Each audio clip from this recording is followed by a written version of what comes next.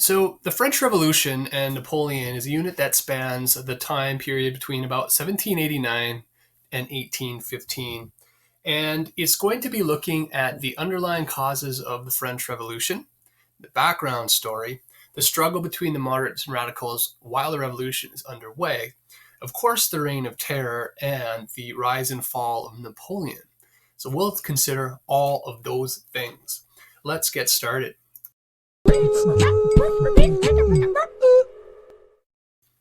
So the first chapter is The Sun King Ruled France. Of course, you don't have to read the whole thing, but I want to get the gist of the idea of King Louis XIV and the Palace of Versailles.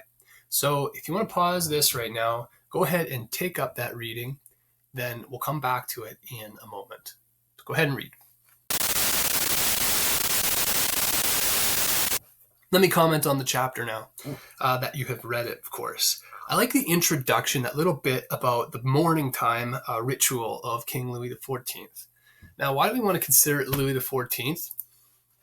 Okay, Louis XIV, who ruled during a period of time where England and Britain is actually establishing its constitutional monarchy and limiting the power of its king, okay, overthrowing its king by fights of Parliament against its own king, through a point in time where Enlightenment ideals are captivating the world and France, and in a short period of time after which the Americans would find inspiration to revolt against the British. King Louis XIV is actually the epitome, the height, probably the most glorious king to ever exist in the French medieval system or the French monarchical system. This is crazy. Louis XIV, that little ditty at the beginning, tells us of the chapter, tells us some cool things about how devoted he made his courtiers or the nobility be for him. Instead of then the courtiers being a risk or a threat to his power, they actually, were wrapped around his little finger, and he had them under his complete and utter control. In fact, they would live at the Palace of Versailles in these cramped quarters and not so very pleasant quarters, just so that they could be in the royal court, so that they might be able to be granted a favor or something by the king, and then they would have such great glory, these nobility, to have been acknowledged by the king. That's the status he put on himself. So much so that I love that little story at the beginning of the chapter, because if you were one of the 100 nobles honored or privileged to help with the king's morning wake-up routine, which is ridiculous, you would feel in great honor. Now, if you were, the one who removed his nightcap from him, the noble who removed it, I mean, you would just be honored to the... You couldn't express how much honor you would have, because you were the one chosen to, remove the king's nightcap or draw his bedchamber curtain or whatever. These ridiculous little things. Or the fact that, if the king's dinner was passing by you in the halls, you would bow and pay homage to the dinner, which would be feeding the king. Or the fact that, if you wanted to go and knock on a door or whatever, you had to abide by these silly rules, like scratch the door with your pinky finger or whatever. So these rules of etiquette, these positions of honor, these things granted to the king, were all ways that he circled power around himself. Which is two things we want to comment on. That is that King Louis XIV stated this: "I am the state." He is absolute ruler, has absolute power. He is the three branches of government. He is that. He has all power summed up in himself. He is the state. The state and he are one. The country of France is the king, is ruled by the king.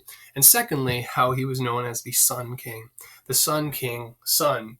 At the time of geocentrism and heliocentrism being hashed out, in this idea of acceptance that, the sun is the center of the universe, or at least in our understanding, our solar system, he is the king, the sun, around which everything else revolves. So very cool.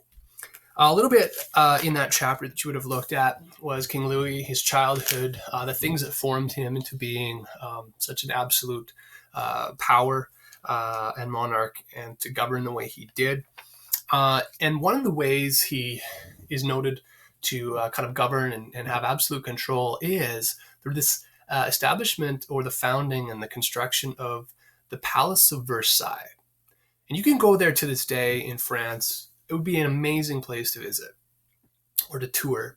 But in any case, he moves the central government, his royal court, from Paris, which would have been the capital of France, and he moves it away from Paris to Versailles and reconstructs this palace around which his court revolves. Now, this is to get him away from Paris, which he detested, but it also gets him away from the manipulative powers of the people who lived in Paris and the nobility who were very influential in Paris. And so if the king can bring his government elsewhere, he can draw more control of the country as a whole. And that's what Versailles does. Now, why is Versailles so cool? Is because it does do that. Now, it does make power revolve completely around the king, and it makes the nobility bow to the power of the king, and it takes away a lot of their influence.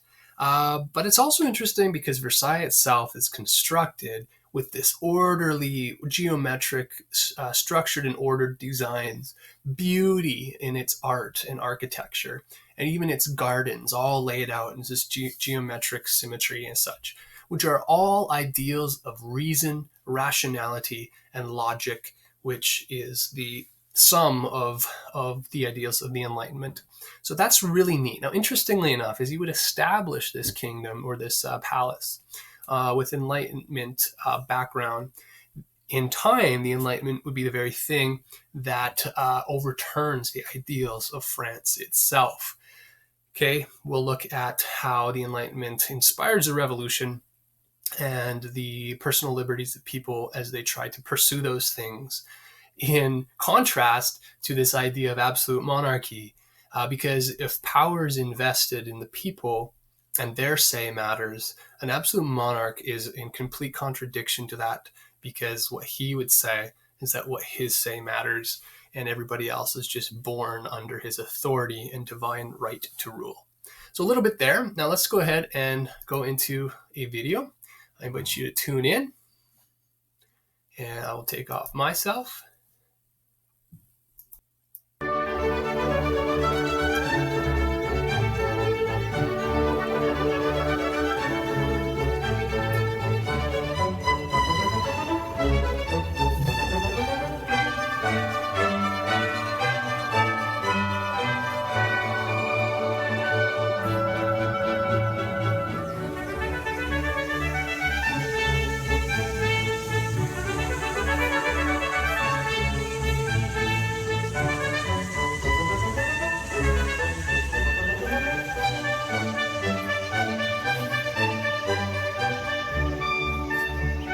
Versailles, the enchanted palace where all is splendor and delight, where the marriage of art and nature produce perfection.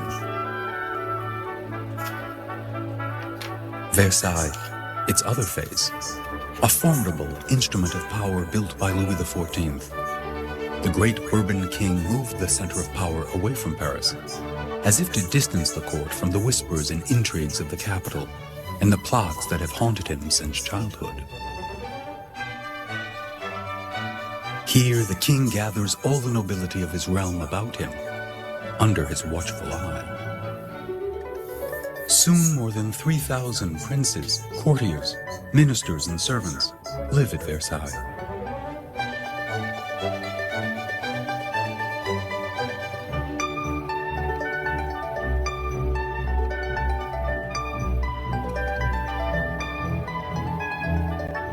Palace, park, and garden are aligned with the sun's path. Here all is discipline, order, balance.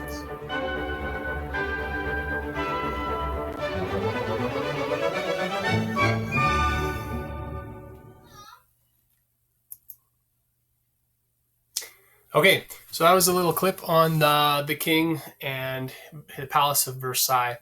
And as we'll see, Versailles is also going to be important upcoming here, because the same palace that the king during the French Revolution reigns from is Versailles. It's one and the same. And of course, I won't tell you his name, the king at the time of the French Revolution is of the lineage of King Louis XIV. Okay, when you get into your section review, this is a few questions that you could take a look at, and if you want, you can go ahead and do them. If you can answer them in writing and you prefer to do that, that is an option. If it's something you want to take a look at, and if you give a verbal mental answer, that's also all right as well. The idea is that you're pulling out the information that's kind of important and highlighted here, and then we will come and review it together. So go ahead, give that section review a try, and come back and we will review these together.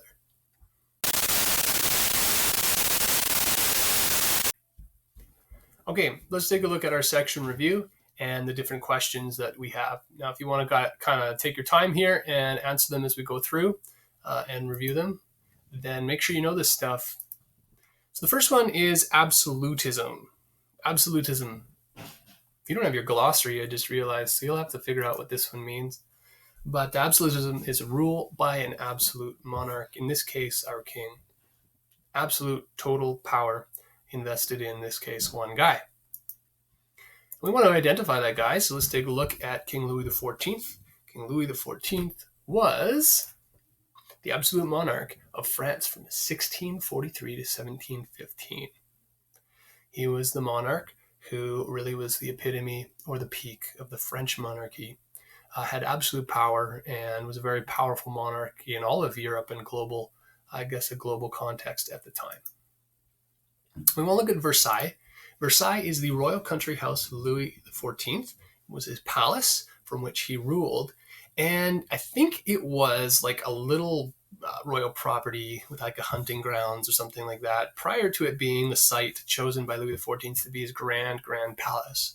An obscure French town just outside of Paris that then becomes actually the hub of global power of the French in the Palace of Versailles through Louis XIV. Very neat. And I think another cool thing is that this place, which is extremely complex and big and whatever, was constructed largely over the life and actually functional within the life of Louis XIV. And it was being expanded and its gardens, whatever, being established while he was there. But I think it's really interesting that, a building site, palace, a whole new palace, a center of government being commissioned by a king is actually ruled from by that same king within his own lifetime. He had a very long ruling period, as you can see. So very long. I think if you rule that long, you can really establish yourself as a ruler for sure. But Versailles is his palace, obviously, as the video showed, influenced by Enlightenment ideals and whatnot. Okay, we want to look at two questions. What political purpose did Versailles serve? What was the point of it being constructed from a political standpoint? Well, one is it glorifies France politically among all other nations of the world or of Europe at the time. France is especially glorified because of its status and because of the glory of the royal court of Versailles. It does make a statement internationally, and it also makes a statement within the nation too of the absolute power of the king. And so that's another reason Louis's absolute power is really, politically, his political power is really, really emphasized by the fact that Versailles is that central hub from which everything is governed and ruled. And what social purpose? We want to look at how does it influence the society or the social structure of France at the time? And that may be in two ways. The first is it evokes awe and loyalty from his courtiers. And this is a little bit different because the courtiers, the nobility, the most powerful figures in France besides the king, might otherwise be influential and whatnot to the very power of the king. And so this actually eliminates that, and he flips it on its head. He flips it around so that the courtiers are bowing to the king's need versus the king depending upon his courtiers or nobility to function, which if you think about England, it was the complete opposite. The nobility had extremely a lot of influence when it came to the king's governments of the country, and the king became more and more limited to the powers that were growing amongst the nobility. This was not happening in France. In fact, it slowed immensely by the fact that Louis XIV basically cuts that idea. The nobility are his courtiers, okay, the privileged ones who get to remove his nightcap or bow to his food, not ones who are pushing for their influence over his decisions. And I would say, secondly, the social purpose would be the influence of architecture and art and culture and learning and whatever that the palace is the hub for as well, because it is the hub of the cultural riches of France, of what they're embracing culturally currently that can then be emitted to the rest of the country, potentially even influence the rest of the world. So that's kind of neat, is that it can serve a social purpose of influencing society outside of the nobility, the general French culture out there in general. So those are some reasons there. Now, those are your answers. That's your review. Tune in next time for a look at the next chapter when we get into the French Revolution itself.